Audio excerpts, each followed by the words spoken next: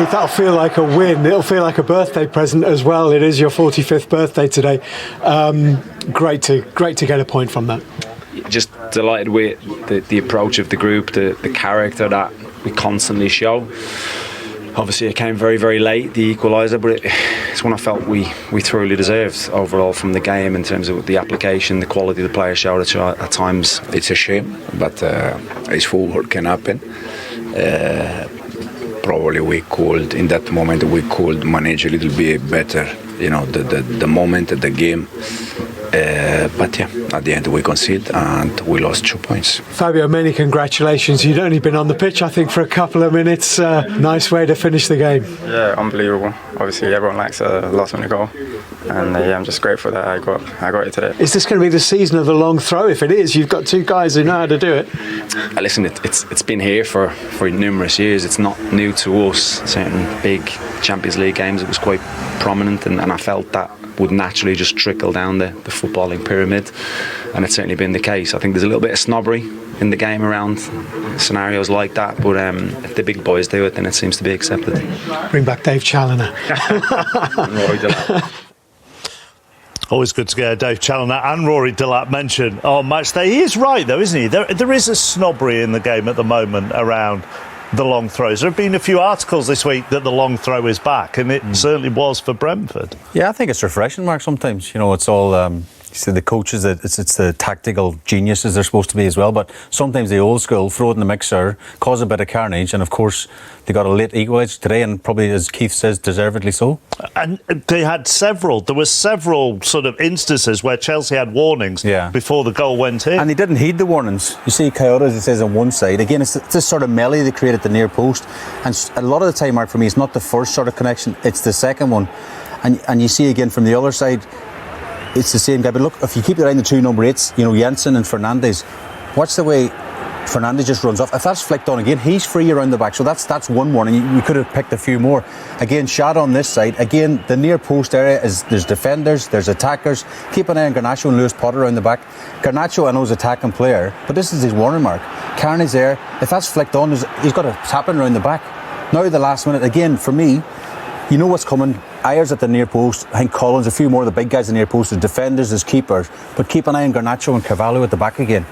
All Garnacho's got to do is mark his man. He doesn't score. He switches off. It's too late. And again, very rarely you score from the initial one. Look, his body shape's all wrong. Garnacho, he's watching the ball. He should be glued to Carvalho, man to man. Get tight. Don't let your man score. He switches off, and then he reacts after when it's too late. It's in the back of the net. It's poor defending, but give Brentford great credit. Shay's pointing the man running off the man at the back post. Just from a centre-half's point of view, how difficult are long throws to defend? It is weirdly difficult, and I think I put it down to, the day before a game, you always practice attacking corners, free kicks, defending corners, free kicks. Not often do you practice defending a long throw. So it seems simple as a goalkeeper or as a defender, just go and head it. But I think because it's coming in from a different angle, it creates a lot of chaos, as we're seeing here, and it's something that probably teams should be working on a little bit more, especially if you're playing against Brentford. Well, do you feel more panic as a goalkeeper from a long throw than a corner? Well, I used to have nightmares with Rory Delap at Stoke, that's for sure.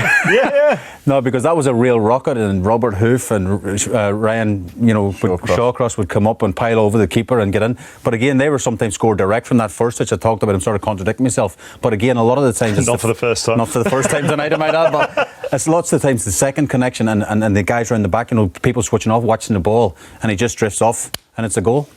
Steve said it in commentary. Chelsea had a lot of possession in that first half without really creating a lot of clear-cut chances. That's the substitutions in the second half, and one in particular changed that. Yeah, and it was Cole Palmer was the difference. He nearly stole the show for Chelsea.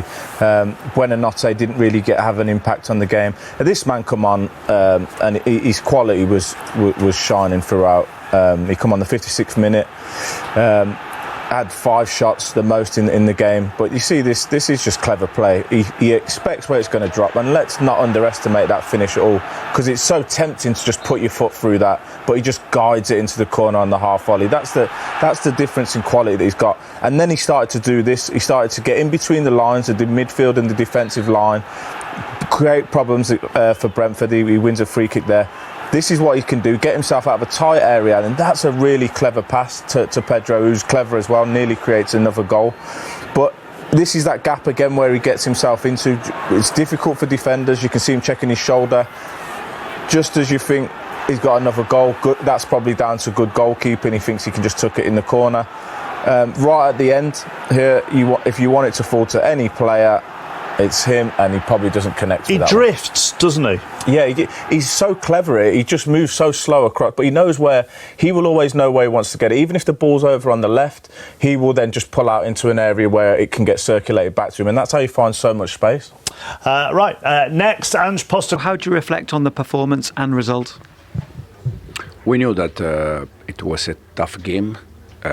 First half we struggled to find solution, we struggled to find the space because they were defending very good, well organized. I think second half we were much better, but yeah, it's a shame because we conceded just in 93-94 minutes, and we could manage a little bit better that moment. The first goal was a long ball over the top as well. Do you feel that was quite avoidable? Against this kind of team, you have to be able to avoid transition and to avoid the set pieces. They score from transition and from set pieces. It's something that, as I said, I think we deal quite well during the game, but then at the end we concede that goal, and it's a shame. You made significant changes at half-time. What was it you feel you needed to do differently in the second half? No, West Fofana, we planned 45 minutes for him because he was out for a long time. Then Ato and Buonanotte, something similar. Ato is coming from different country, different league, he needs to adapt. And Buonanotte in the last period has not been great for him because, knowing that he has to go somewhere. But overall they were okay. It made a difference though. Were you pleased with the way that your team grew into the game and started to create more after that? Yeah, I think second half we were much better. I think we deserve to win the game second half, but it's a shame we lost 2 points. Cole Palmer's introduction made a big difference. He got his goal, but there was also another big chance after that for him too. Yeah, absolutely. A long time, almost 3 weeks out for him. We know how good he is. We know that he is going to help us, and was very good when he was inside. Once you went ahead, do you feel there is anything differently you could have done to protect that lead?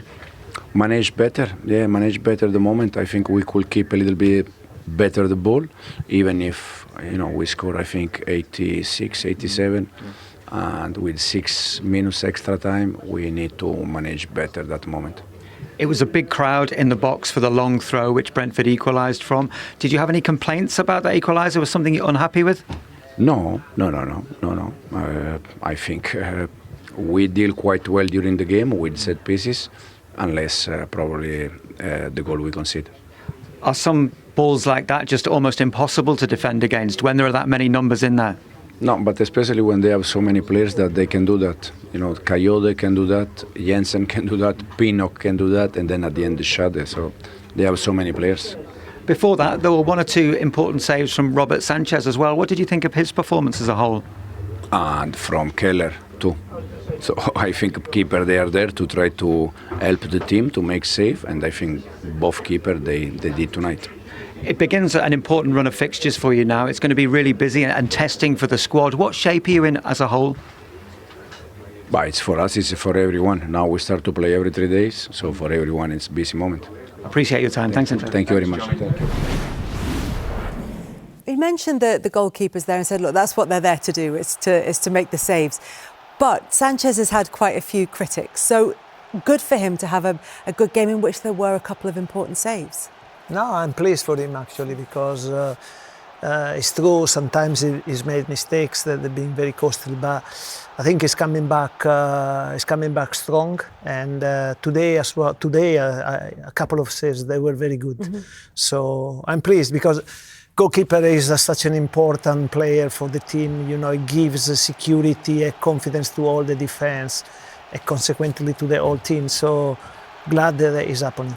And particularly when you've gotten behind a defence that's had a lot of changes in it as well. Yeah, no, exactly. I think, when you have a lot of new players in defence, obviously you have a goalkeeper that can save some mistakes is vital. But in every team, I mean, if I look back, all the best teams in history, they always had a great goalkeeper, and I know because it gives a lot to the team.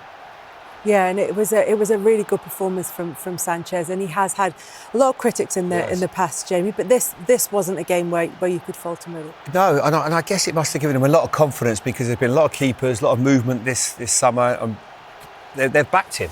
You know, that's the best. That's the most important thing. They could have signed somebody else. They could have maybe tried to got Donnarumma. They could have gone for lots of other keepers that were on the market. But they've said, you know what, we are going to trust him. I know he's worked closely with a goalkeeping coach there.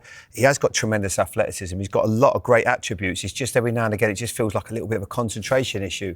But if he can get that right, you can see the saves he makes. He's a brilliant athlete and he makes great saves.